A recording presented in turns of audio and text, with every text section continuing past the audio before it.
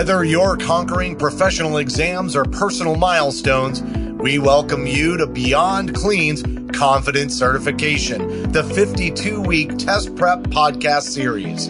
With expert insights, actionable tips, and engaging discussions, we'll break down the toughest concepts in sterile processing and build your confidence every step of the way. Join host Sarah B. Cruz as she embarks on a mission to help you not just prep for tests, but craft your success story. And now your host, Sarah B. Cruz. Hello and welcome. You're listening to Confident Certification, a 52-week test prep podcast series to equip you to take your sterile processing career to the next level. I'm your host, Sarah B. Cruz, and on this episode, we will be discussing mentality. Like, how dare you? No, I'm just kidding. We are looking at the mentality that we need to have on our career goals. And you're saying to yourself, Sarah, I thought we were talking about how to study for a test. And yes, we are. And sometimes, like we've been discussing in the previous episodes, the best way to keep ourselves encouraged and engaged with our studying and our study habits, especially when we've been doing it for a long period of time, is to look towards the finish line. I'm not saying try to skip steps and try to cross the line any earlier than you're ready, but sometimes looking ahead and working towards that goal you've always wanted, which is hopefully to get a job in sterile processing once you pass your certification, it really keeps us motivated.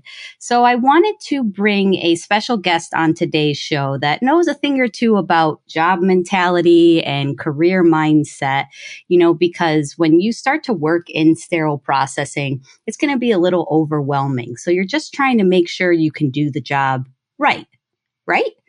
But then when you start to settle into your role, something takes over where you could become extremely passionate and really want to engage in sterile processing as a long-term career aspect.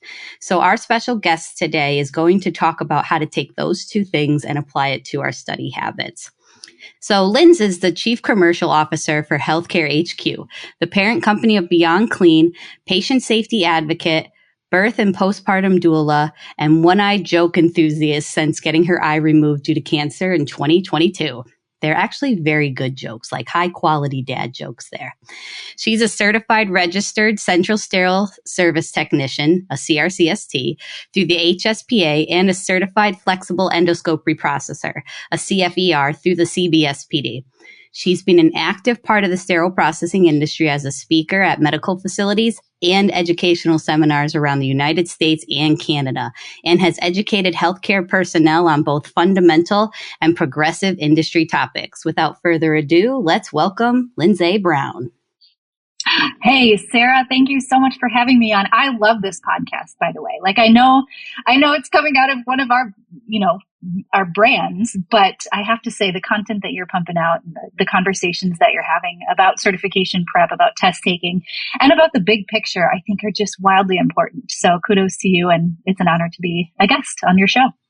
Thanks. And, thanks for coming. I'm always grateful for the opportunity, especially to be on the Beyond Clean platform, really discussing things that make me feel passionate and really describe my industry's voice. And I think that's so important as new technicians enter the field or try to get certified, because one day they will personify the sterile processing industry. No pressure or anything, guys. Let's just focus on getting certified first. But, I do believe that one day you will be the voice of our industry, and it feels good to be able to encourage all of that. So thanks, Linds.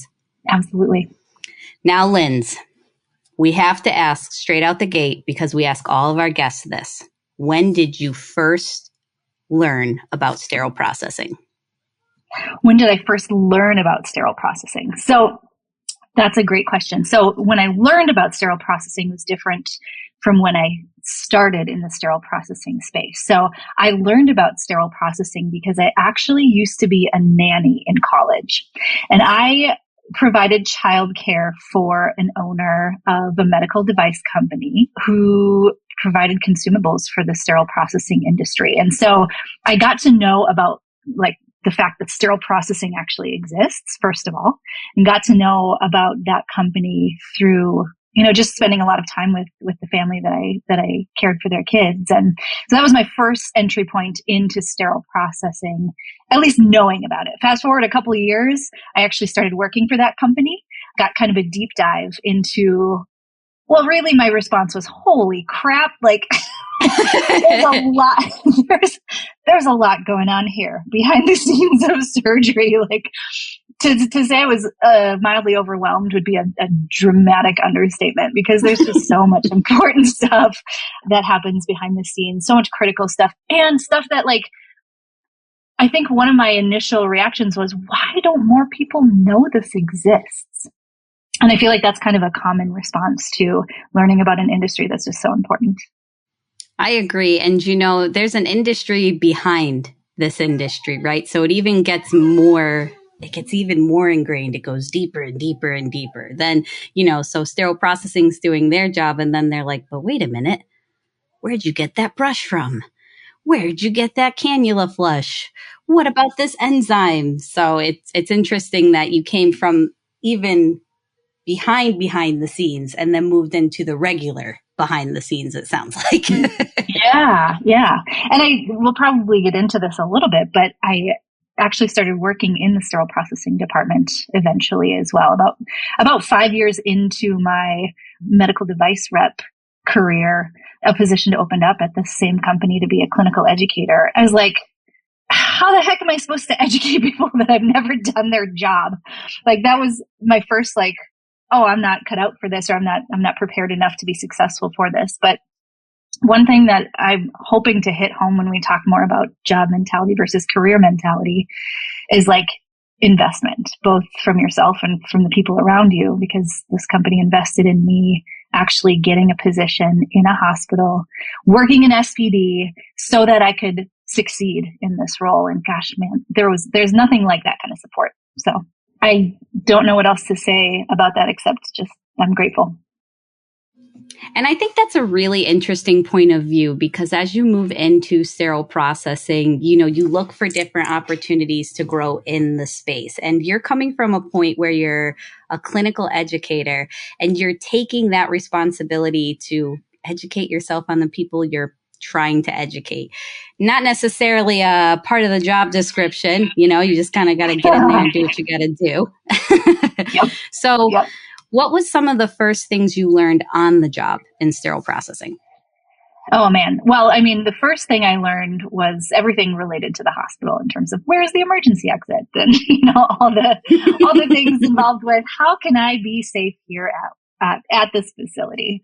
But one of the first things that I learned at this particular facility was how tangled, I'll call it, not in a bad way, but how tangled the OR staff and the SPD staff really were, and how much they leaned on each other in sometimes the best ways, sometimes the worst ways, but leaned on each other nonetheless, especially in intense situations. So that interpersonal aspect of the job was something that I learned well before I started learning instruments, well before I started putting together trays, well before I donned my PPE and took up my position at the trusty sink in decontam. So, when I look back on it, obviously I eventually learned all of the technical things, and I still have so much, like, I spent, I think, 3.5 years working in that department, and I assume that I know a percentage of what needs to be known to be successful long-term working in the department, because it's just one of those settings that is constantly evolving. There's constantly new equipment to learn and changes that are made in terms of process improvements. And so it was quite the ride, quite the adventure.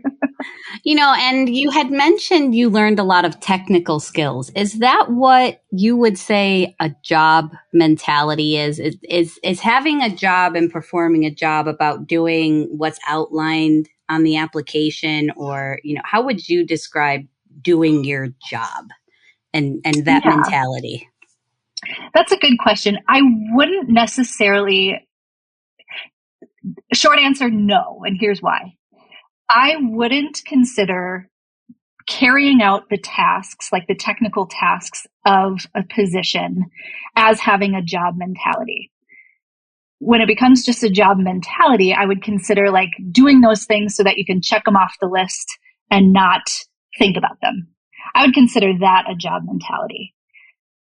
But actually being successful carrying out the tasks, I don't think can firmly sit in that job mentality category. Where it gets to the career mentality is like you perform those tasks, you understand why they're important and how they can lead to other improvements. So I think, doing the tasks can be either or, but it's just a bigger conversation. It's more nuanced than saying this is, these are the tasks I carry out. And because I carry them out, I have a job mentality. And I appreciate you pointing out that difference, because I think a lot of the people that have a 9-to-5 mentality catch a lot of flack in our industry. I think that there's nothing wrong with coming in, doing your job and going home. It's how you do your job and why it's important to you in that 9-to-5. So I don't think there's anything wrong with people wanting to come and do a job and they're doing it well. They care about what they're doing, and then they go home at the end of the day. Maybe they don't go and do a Beyond Clean podcast or teach at a community college. That doesn't mean they're any less passionate about what they're doing while they're at work. So I really appreciate you separating that. Yeah. Well, and here's the thing too, like depending on, this is a whole other conversation, but depending on what you value most as an individual, if you value being really good at your job and you do everything that you can, that's within your, scope of training and realm of power to actually carry out. And then you close that book and you don't think about it until tomorrow when you come back and clock in. There's nothing wrong with that. Like setting up those boundaries, I think if that's aligned with what your values are as an individual, I think that's perfectly okay. And like you said, just to echo your sentiment, having that 9-to-5 mentality doesn't mean you're not invested in doing it well while you're there.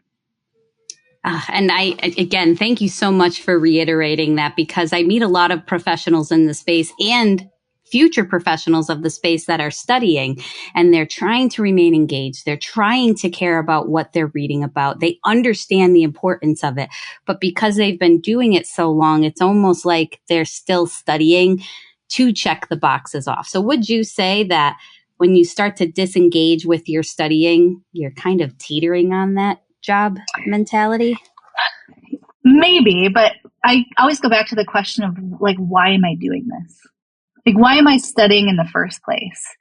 Like, if it's just to check the box and to get that credential and not necessarily to use that as a way to maybe learn something that you've potentially not been doing correctly all this time, like maybe you've got 7 years of experience, but all of a sudden you learn something new going through the CRCST manual or CFER manual. Those are the ones that I went through for my certifications. And I have to tell you, there were some aha moments going through those manuals where I was like, well, crap, I need to make sure that I'm doing this correctly because this stuff matters. So I think it just depends on what your why is. I know you talk about that a lot, and a lot of your content is, why the heck am I doing this in the first place? And I think that dictates the answer to that question. Awesome. Yes, I agree. And when we come back after this word from our sponsors and our mid-session confidence boost, we will discuss the why and how it transitions us into that career mindset. We'll be right back, everybody. Stay tuned.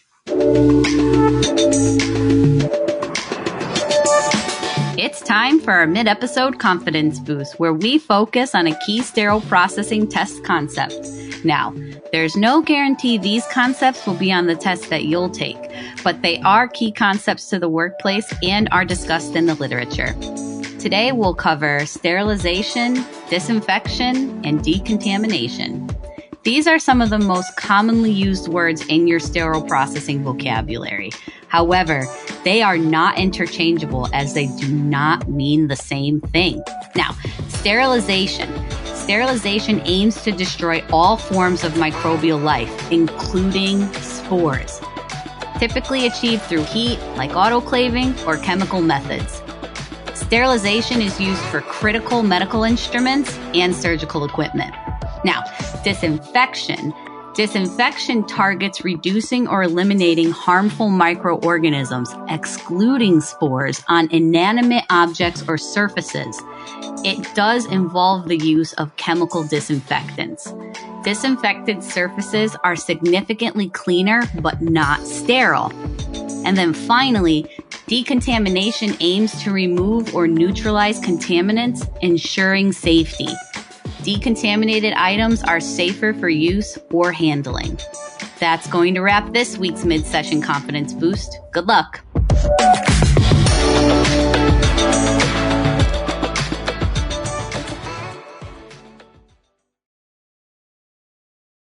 All right, we are back. Thank you all for joining us and our special guest, Lindsay Brown. And we are talking about a job mentality versus a career mindset. And don't worry, you are still listening to the same podcast. We are still talking about how to take that certification test with confidence. But what we're doing here is we're talking about how to integrate future goals and use them as motivation when sometimes the days of studying are long and you've reread the same paragraph 4 times in a row and you actually can't remember what you just read, so you might as well go back 5 pages. Yes, folks, I'm talking about that moment there. This is where we can take the perspective of a career mindset to really propel us towards that completion and that past test. So, Linds, maybe you can tell us a little bit about what a career mindset is. Yeah. So to me, a career mindset is going through your day with the question in mind, how can this help me serve the industry that I'm in? How can this help me serve the position that I'm carrying out? And that could be, prepping for a phone call. So studying, essentially, like making sure that I'm well versed in whatever conversation I'm about to have, or at least have a baseline understanding of it. But I think that having that career mindset just means that you're motivated to make it count, whatever that it is throughout your day. You're interested in it taking you as far as it can take you. How do you define your it? Like what do we have to do to figure out what it is? Good question. Well, in this case, I'm using it to replace whatever task I'm carrying out. So why am I doing it? How am I going to help make it serve whatever purpose I have for either the day or the week or the month? And how is it going to help me be a better professional and a better human, perhaps, which I'll request, right? How would you describe it? I think everyone probably has a different definition of career mindset, but how would you describe it? Well, when you said it made me go back to when people say you either have it or you don't. So I don't know if I went into like a defense mechanism where I was like, anybody can have it, Linds. We can have it, whatever we want. So I don't know if I went back into that space. So that's why when I was wondering what it was, I appreciated that you redirected it, because technically speaking, everybody has it. You engage with it every single day, and how you move with what you're doing defines how you see yourself in your own career. And that's pretty much how I look at career mindset. It's the moment I decide that I want to engage in what I'm doing and have it serve more, a bigger purpose, more people, whatever audience I'm catering towards at that time. I feel the most engaged in my career when I make it bigger than it is, and sometimes bigger than it has to be. Yeah, so little gregarious over here. Yep. I hear you. But you gotta think big. That's why there's not a lot of. Could you imagine if there was a whole department of me? We'd never get any work done. We have a lot of great ideas. Right. There's just be a ton of ideas running around and no one to actually get it done. Right. And that's why I think there's what that I know dynamic. About you, Sarah. Yeah, what I know about you. You're a doer as much as you are a visionary. So, yeah. Oh, thank you. I'm going to call you out on that one. I appreciate that. I do lean a lot into career mindsets and their individuality amongst the group, because it really makes that whole professional picture. And I think that's how it can help influence our studying. What do you think? Yeah. What's funny to me is when I think of career mindset and I think of studying, it's hard to hard to envision that reading this paragraph 4 times because I totally spaced out, trying to consume and absorb the information. It's hard to essentially equate that to any sort of mindset except like, get me out of here. But I think like one thing that's important to consider is like studying for anything. Like when I was in college, it would be like deadline time, like 12-page paper due tomorrow. It's 2 p.m. I still got a couple hours before I have to even start thinking about this sucker, right? Like I was a very last minute cram studier. And that was when I was in a field that I ended up changing out of anyway. So that to me was sort of reflective on the fact that I wasn't on the right path. And so what's interesting now is like, if something's important to me to prepare for, like I actually prepare for it. Like I spend the time that's worth putting into it to make sure that I'm prepared. And I think studying for any kind of test, studying for any kind of certification, again, it comes back to that why. Like, why am I doing this? Is this interesting to me? Am I doing it for a raise? Is this something that my boss is expecting of me? Those are all questions that, regardless of your answer, everyone has the right to have an answer to that. There's no right or wrong, good or bad. But I think that kind of fuels how you study and what you get out of it. And, you know, I think there's a lot to be said about knowing your limits too when it comes to studying, and understanding that taking a little walk and taking some deep breaths can be that reset button that you just might need after you read the word sterilization the 800th time. Right. And I always like to give my class a break after we go over the sterilization chapter, because it doesn't matter if you're going through one certification body or one association. The sterilization chapter, it's just so much to a point that a lot of the times when I'm working with students who are ELL, English language learners, they don't even have terms for those words in their language. So it's like you're literally learning brand new concepts, and more so than usual, you know. So I can really appreciate that need to take a step back and relax the brain and everything. And listen, I got to do this for the listeners. Linds, we have a whole episode on why cramming is bad and how you can better not cram. And I said the same thing to our work BFF, Bobby Parker. Okay. So why were you in college, Sarah? I was also giving college a college try, and college won. All right. Yeah, no, it was a rough go. I'm very grateful for the certification in sterile processing, because it really helped me focus on, you know, what that career mindset looked like truly, because I wouldn't say I ever had a job mentality in sterile processing, but the more I got into my career in sterile processing, the more I saw it start to morph, right? And seeing that it could become something completely different. You know, I joined sterile processing because I needed health insurance. And I say that, you know, very bluntly and without shame, because that's a very realistic thing. And but clearly I have the health insurance and I stayed. So why am I staying? Right? Just goes back to your why point. I mean, maybe do you have any tips to help people figure out why this career mindset, or any, like, I don't know, any tips or tricks for figuring out why it's all worth it to them? Yeah, like we might be at odds if I say this, but I'm going to say it anyway, Sarah. Great. I think there's value. I think there's value in knowing if you have a job mindset or a career mindset, and being genuine in accepting either of those.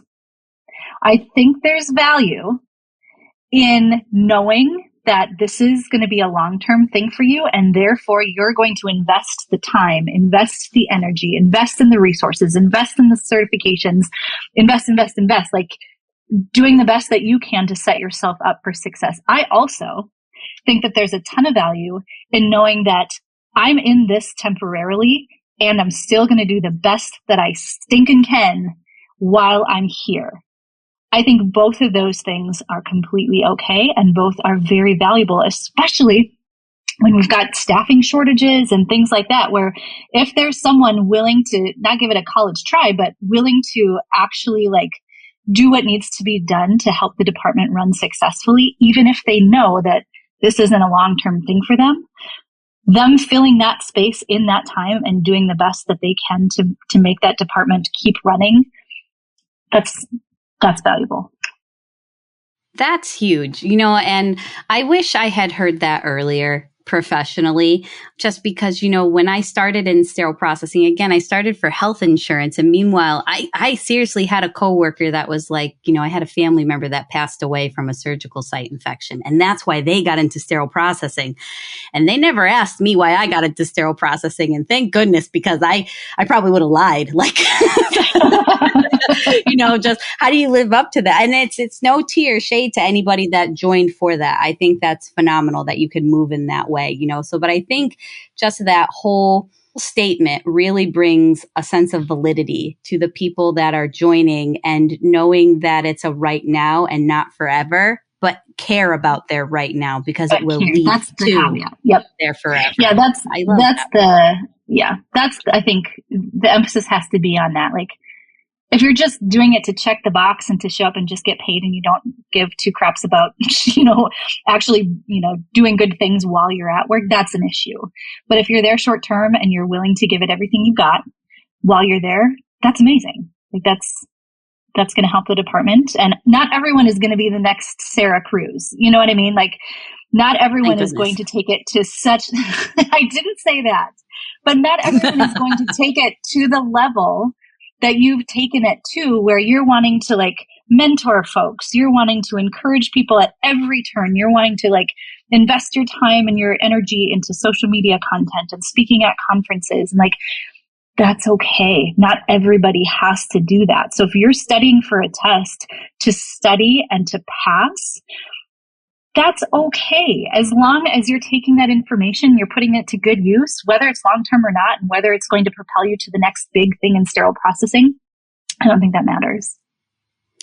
And this episode couldn't come at a better time. We're nearing the end of our 52-week podcast series. And I think that this was such a profound message that a lot of our studiers really needed to hear as they start to transition into passing their test and looking at what comes next. So, Linds, really quick though, we unfortunately don't ever let our listeners leave without a homework assignment. I know, even though we're so close to the 52-week deadline, all right, you still got homework to do. So if you had to give our listeners a homework assignment to do at home, like maybe a task or something they could try out, what would you assign to them?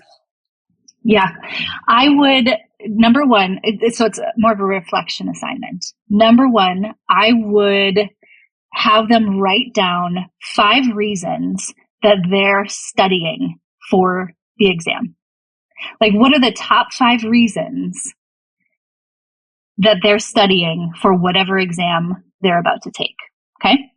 Once they have those 5 reasons down, I want them to reflect on whether or not that puts them in like a short-term path or a long-term path. And if it puts them in a long-term sterile processing path, I want them to connect with one person who has gone those extra steps. Whether that's you, Sarah, whether that's, I'm happy to connect with people, but just someone in the sterile processing universe who has taken that sort of baseline foundational information that you gather when preparing for any type of certification. They've taken it to a different level. And just ask them why. Connect with them and ask them why. Because I think it's interesting once you start figuring out why people do what they do, like that can be added motivation. And especially for folks who are interested in sticking around and they're interested in making this a career, those connections are so valuable. Awesome. I love the 3-piece homework assignment, and I love the call to action. So listen, you all know you can send me and Linds a direct message on LinkedIn. We are both readily available. And you know what? Shoot info@beyondclean.net a message. Somebody's always checking, because we're always interested in the input and what you're taking away from this program, especially if there's going to be a season 2. Am I right? So with that being said, Linds, thank you again for joining us on this episode of Confidence Certification. And I can't wait for the next episode. See everybody soon. Thanks, Sarah. And that's going to do it for this week's episode. For more sterile processing education and resources, make sure to visit beyondclean.net or follow Beyond Clean on Facebook, LinkedIn, Twitter, and Instagram. And don't forget to check out over 1,000 SPD related videos at youtube.com/beyondclean. If you have any questions or comments for the show, you can reach out to info@beyondclean.net. Finally, make sure to download the Beyond Clean mobile app on the Apple and Android app stores so that you don't miss a future episode of any of the other awesome Beyond Clean podcasts. My name's Sarah B. Cruz, and you've been listening to Confidence Certification. Until next time, keep fighting dirty and pass that test with confidence. The views and opinions expressed in this podcast series are of Sarah B. Cruz only and do not represent the companies she works for or collaborates with.